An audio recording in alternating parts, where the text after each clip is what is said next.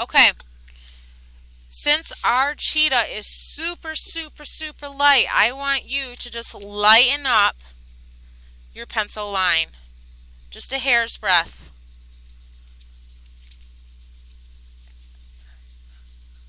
And then you give me a number 1 or a thumbs up when you're ready to paint.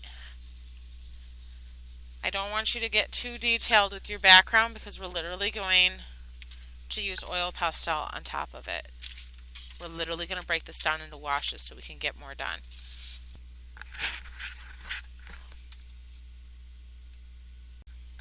You can choose, what do you want? A large flat, maybe a medium flat would probably be best for the cheetah's body, right? So that way you can get in between these skinny, skinny legs. Anyway, you're going to want to do a wash on the cheetah's body.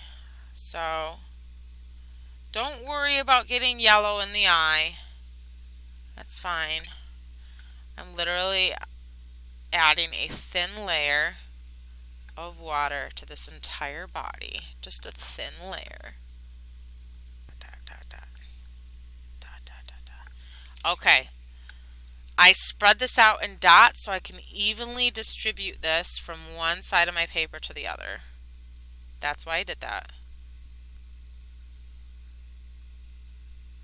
So I won't have to worry about my paint running out as I get to the further end of my body. So just add a really thin yellow wash to your cheetah's body. I don't want you worrying about the spots just yet. Don't worry about the spots. We're actually going to use black oil pastel to prevent. We did such a long time drawing this. We don't want to ruin or mess with it. So we're going to use black oil pastel for our dots to prevent, or our spots, to prevent leakage of color over our cheetah's body.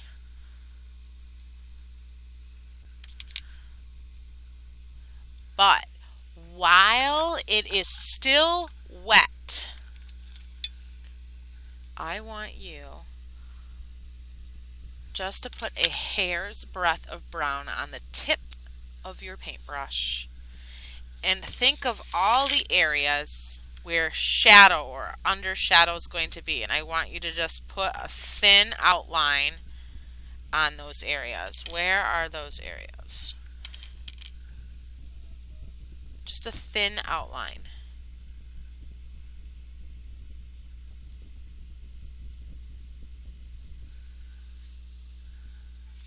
See how I did that? I didn't do it to all of it. I just did it where the shadow, here's my sun.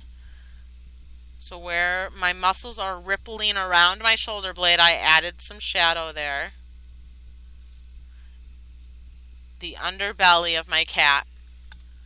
Okay? Then I want you to clean your brush out. Make it damp. Make sure it's clean. And just blend some of that in to your cat's body. See how it's starting to change to a golden yellow instead of a bright yellow? These are going to be your shadows. We're doing realism today, friends.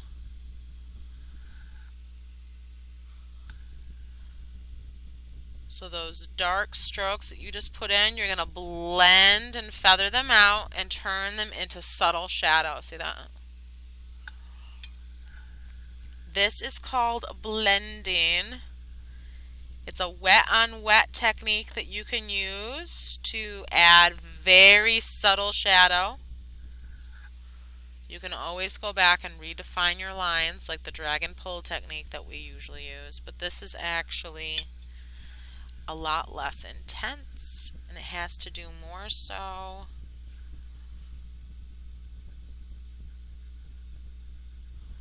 with kind of gradually shifting from one thing to the other.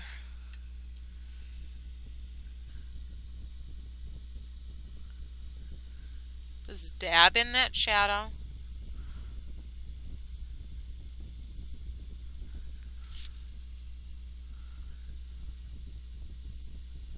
This is going to be the hardest part of your entire drawing and painting. The rest is going to be a cakewalk.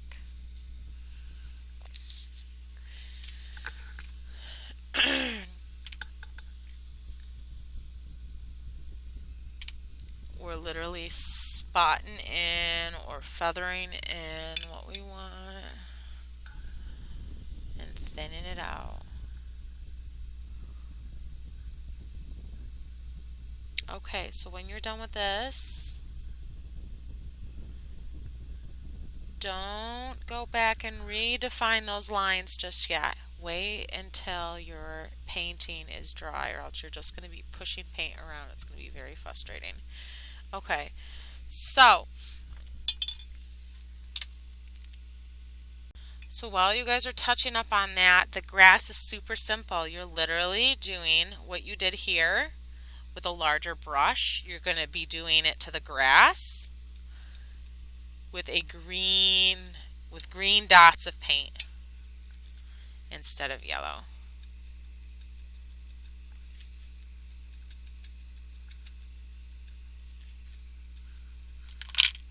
And then you're going to just go back and forth.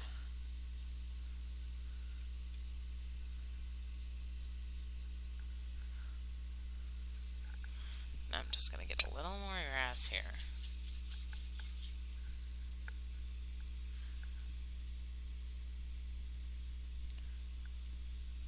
Now, when this is dry, you can decide if you want those like really flowy grasses. I use like a yellow green here since we're in the savannas. We have yellowy grass. You can, if you want, add strokes of grass color if you want, kind of like in some of our other projects we use the fan brush to create textured grass. But if you decide to add grass texture, I would wait until your wash underneath is fully dry. Mine's super light on purpose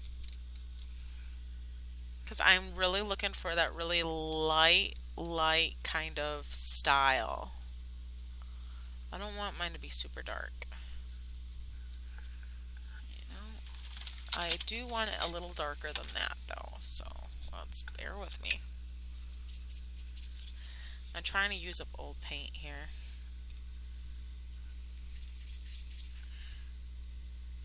Okay, same thing with your sky. What color do you want your sky? What color do you want? Do you want mountains? You choose. So if you're looking to get a sunset with 3 different colors, you are going to want to decide what your colors are going to be. You're going to want to use a damp brush with lots of color on said brush, probably your lightest color, and you're going to create groups of staggered lines in random abstract shapes. Here you can tell that I am grabbing a damp brush and I am blending these staggered lines together using the wet on wet technique. First I put down dry strokes of paint, then I use a wet or a damp brush, preferably one like towel dry hair, to blend these colors and feather them out so I have those abstract shapes of yellow inside my sky. So I put some yellow in here. My paint's still wet. Now I'm going to put dots of red to get like that pink color. This is how you blend 2 wet colors together to create a new color. It's called wet on wet or the blending technique. That's what I'm going to do. Hiya, hiya, Lion King.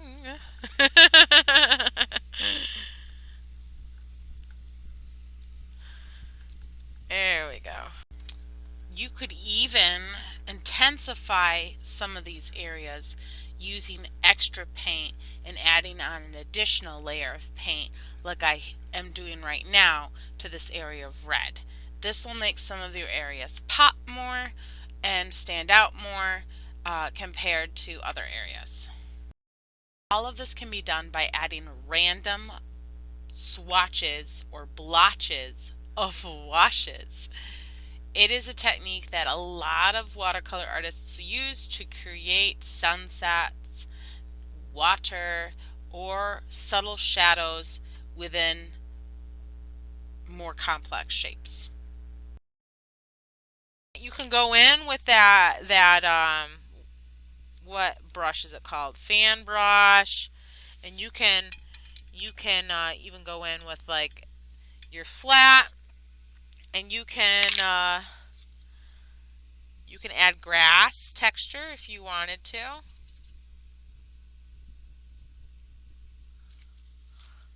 If you wanted to. You don't have to if you don't want to. It's literally lots of paint, very little water to get these strokes. If you want this, that's how you get it. But once this guy's dry, you're going to want to add, I would draw the rest of your things in here. Once everything's dry, I would draw it with oil pastel to really make those trees. See how we have trees here? You could really make those trees pop. Where's my oil pastel? But don't forget those cute little spots. And if you want, you can just put them in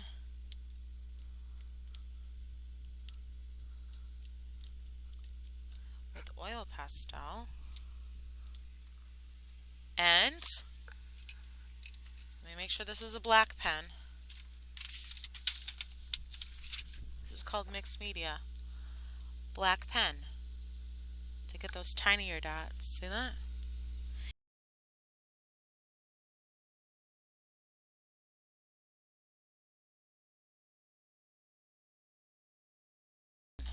You can even use this pen to kind of get that face marking and get some more detail. And yeah, I had so much fun learning about cheetahs with you guys. If you want to use your pen to add some more detail, kind of like that, okay, you can. This is called mixed media.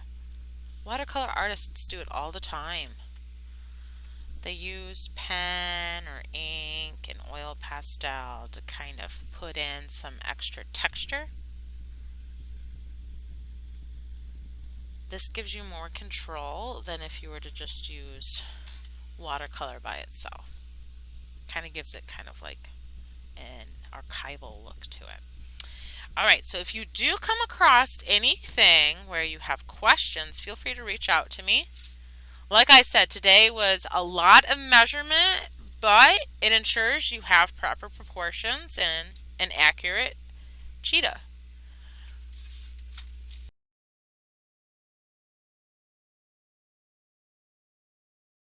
Where's my oil pastel? But don't forget those cute little spots. And if you want, you can just put them in oil pastel. And let me make sure this is a black pen. This is called mixed media. Black pen to get those tinier dots. See that? You can even use this pen to kind of get that face marking and get some more detail. And yeah, I had so much fun learning about cheetahs with you guys. If you want to use your pen to add some more detail, kind of like that, okay, you can. This is called mixed media. Watercolor artists do it all the time. They use pen or ink and oil pastel to kind of put in some extra texture. This gives you more control than if you were to just use watercolor by itself. Kind of gives it kind of like an archival look to it.